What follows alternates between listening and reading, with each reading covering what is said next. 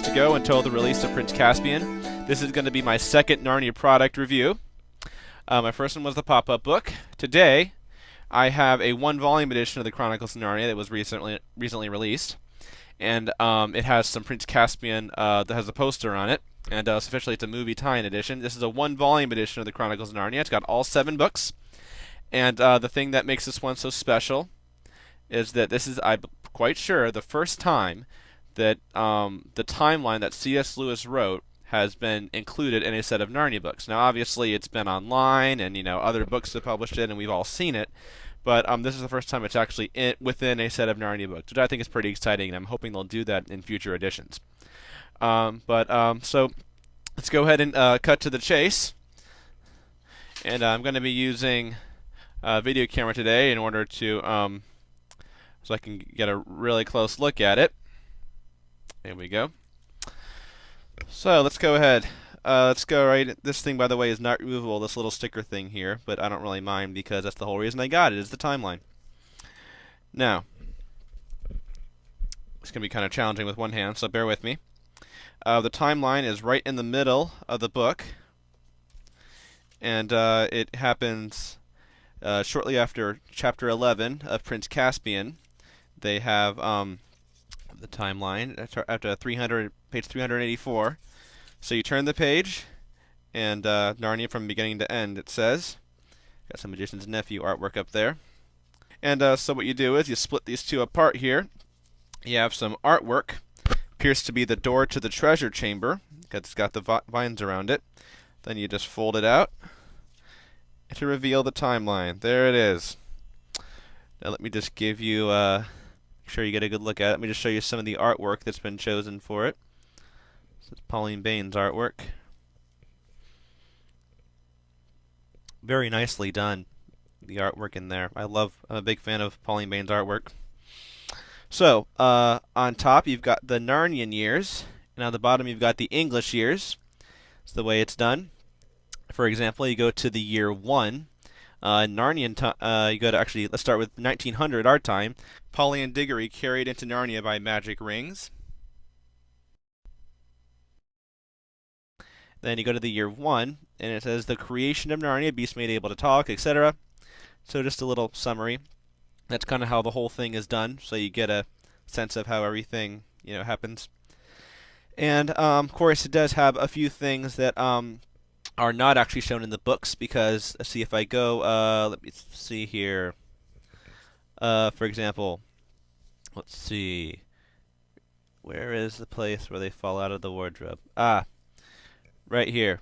We go to the year 1000 for Narnia. The Pevensies arrive in Narnia, and the witch is defeated and all that. That's the year 1000.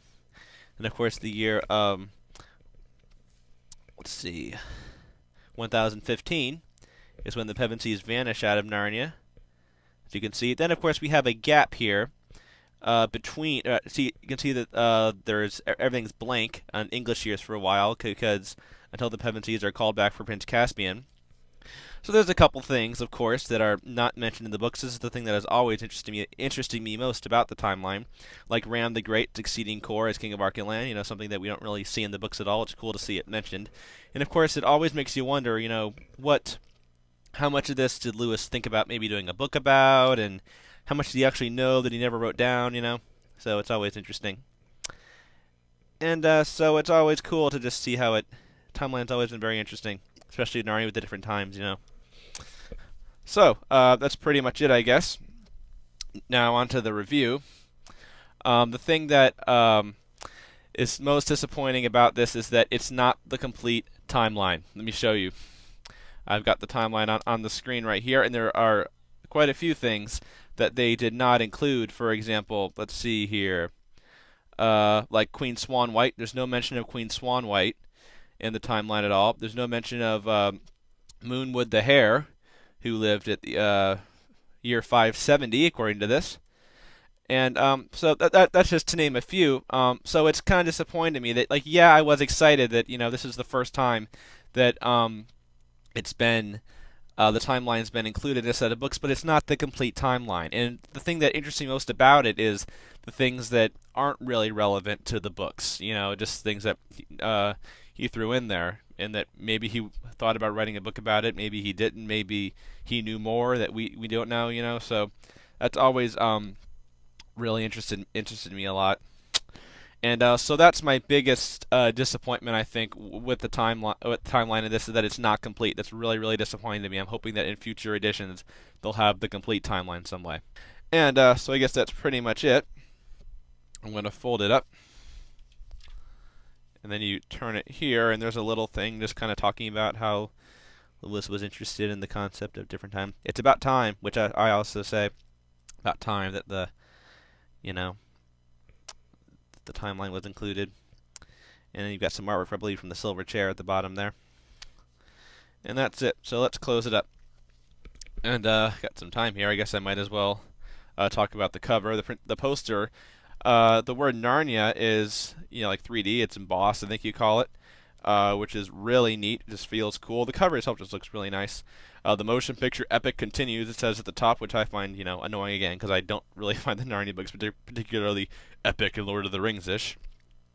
Little plug for Narnia.com for special film and book features. You look at the spine here, and I think that's a new picture. It appears to be the exact same picture here, only they've photoshopped his hands in a different place. He's gripping with both hands. Doesn't really look that good. So there's the spine. And the back, of course, has that little quote from Lloyd Alexander that's been on there. Chronicles of Narnia, Prince Caspian is now a major motion picture from Walt Disney Pictures and Walden Media, or at least it will be on May 16th. And then you got the little synopsis here. So that's it.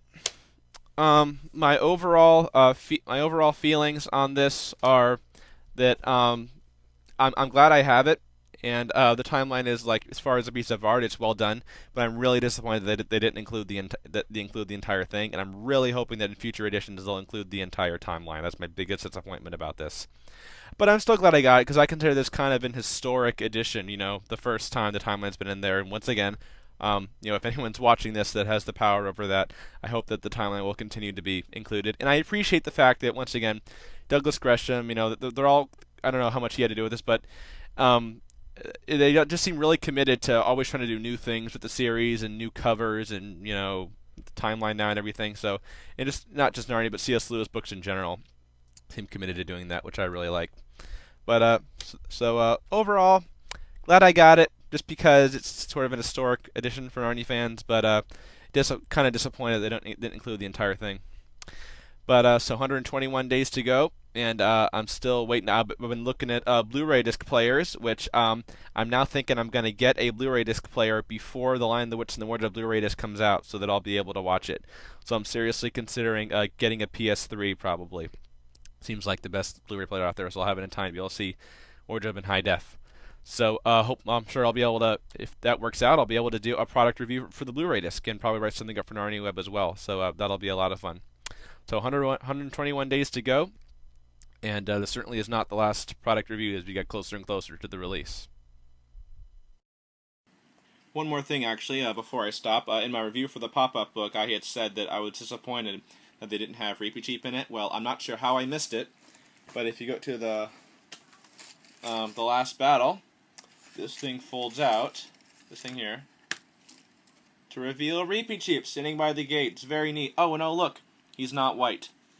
Of course not. This is the book Reapy Cheap. And it says the dream is ended, this is the morning. So it's sitting there waiting at the gate. So that's really, really neat. They saved Reapy Cheap for last. And so I wish I had spotted that for my review. But so at least I can include it here.